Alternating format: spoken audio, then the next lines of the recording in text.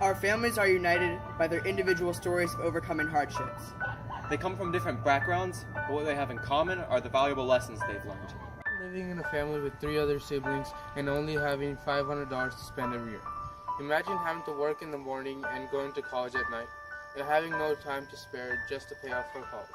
This is what my father, Restoration, had to do to be able to immigrate to America in pursuit of the American dream. He was born on October 24th, 1971, and lived in a family with 3 other siblings. His father was an assistant in an office with an annual wage of only $500. Despite the low income, my father and his younger brother received an English education, which was very special back then. My father got a job fixing fans in 7th grade to help out his family and to save some money up for college. He worked hard and studied hard to be able to get a bachelor's in engineering computer science. He later came to the U.S. in search for a better life in 1997 on a business visa. He later came to America with his wife in 2001 to live in the U.S. permanently. My family is better off now than it ever has been. Growing up, my grandmother's family was very tight on money. There was a recession after World War II, and her dad continued to lose job after job. She never had quite as nice things as her friends. This was even a time with ration cards, where commodities had to be rationed by the government. But this led her to try to give her children everything they needed and wanted, which led to my dad being able to earn money, go to college, and support me very well. She also lost her sister when she was 28, and her sister was 31. She is still upset over her loss to this day, and it took a year for the strongest feelings to go away. This made her value her family members and really care for and appreciate them. So because of her, my family is not only better off fiscally, but also emotionally. My core family value is supporting, appreciating, and caring for each other, as well as just other people in our lives. Imagine growing up and living under martial law in a developing country on a small island nation. Now imagine losing your mother at age 12 and being sent to live with your relatives. Imagine your pursuit for a stable job and future, but your struggle due to a lack of a high school degree. My grandmother Xu Jinying was faced with each of these challenges. She grew up in Taiwan during the 1950s and 60s in a middle-class family. At age 12, her life took a sudden change of course when her mother passed away, and she was sent to live with her uncle's families. This was the lowest point in her life, without much family support, without any idea of how her life would play out. And everything from there was a gradual movement toward her ultimate goal, to achieve a stable and better life. In the end, my grandmother's hardships taught her to rely on herself, not others. She was able to self-study without a high school degree or college education to pass the civil service exam and earn a government job in Taiwan. In my interview with my grandmother, she told me that she went through many small, continuous challenges in life, but they all taught her valuable lessons and shaped her being into a better, tougher person.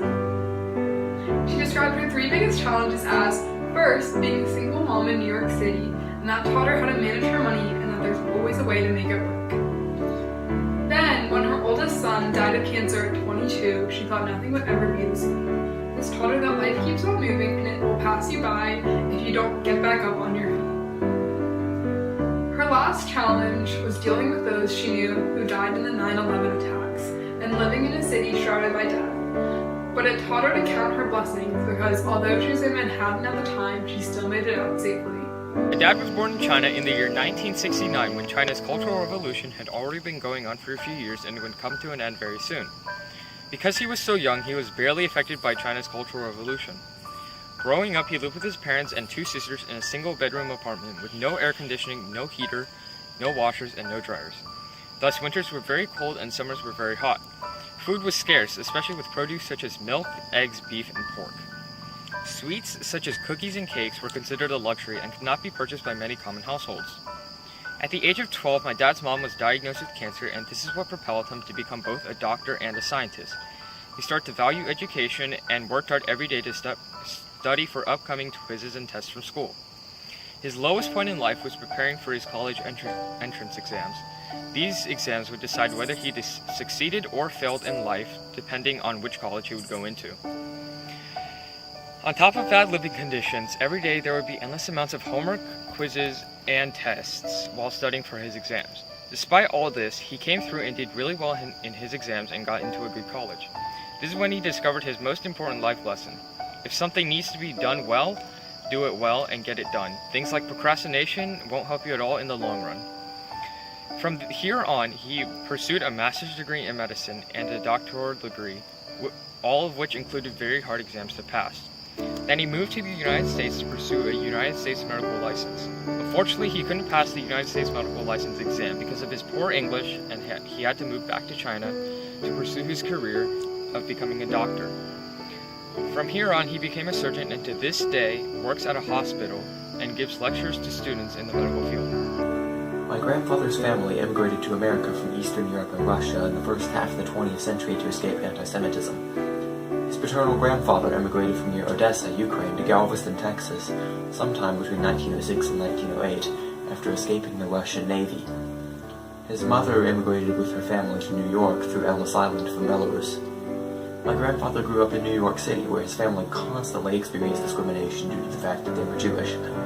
He was chased down the street after school just because of his religion. His grandmother died just as he was about to take a test to get into a school of science in the Bronx. Still, he persisted and made it through school in spite of the anti-Semitism to get a doctorate in biochemistry. He would work in that field until his retirement in 2006. His whole family worked hard, and he learned to do the same. His refusal to accept defeat and ability to remember traditions is what helped get him through his life.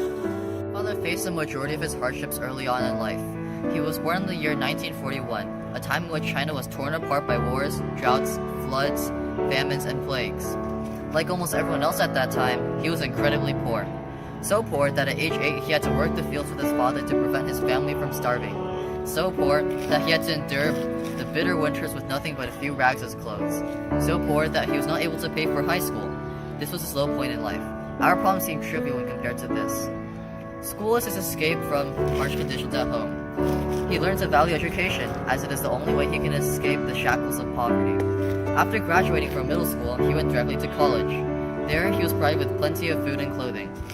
Now that the ever-pressing problem of starvation was out of his mind, my grandfather was finally able to fully focus on his education. Because of his hard work and perseverance, he did well in college, found a decent position as an animal doctor. He had escaped poverty and earned enough money to raise his 3 sons up in a better environment. My father followed in his footsteps and came to America, graduated with a master's degree, and secured a well-paying job as a software engineer. Within 2 generations, my family went from being dirt poor to moderately wealthy. My father's hardships helped him become a really hard worker and helped him become very independent of others.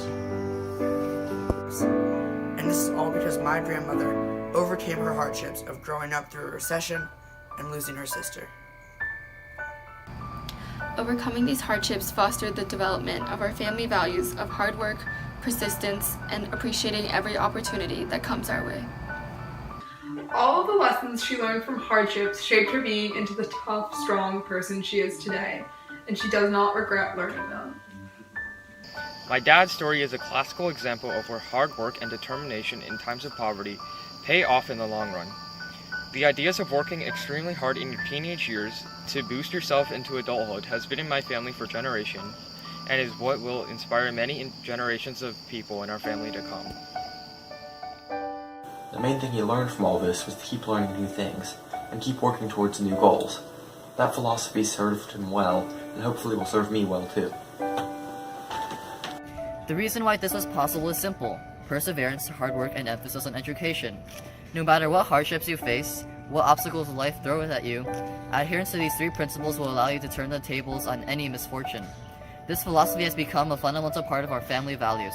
It has been passed down the family for ages and is what motivates us during times of difficulty. Go. All 3 of our families found out that education and hard work are the passports out of poverty.